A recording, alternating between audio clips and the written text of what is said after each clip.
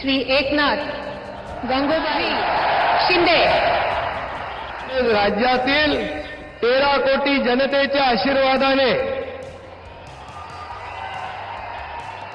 मी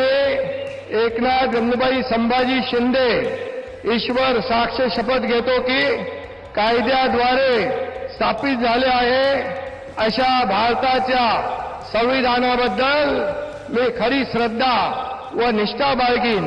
मी भारताची सार्वभौमता व एकात्मता उन्नत राखीन। मी महाराष्ट्र राज्याचा उपमुख्यमंत्री म्हणून माझी कामे निष्ठापूर्वक विवेक बुद्धीने पार पाडीन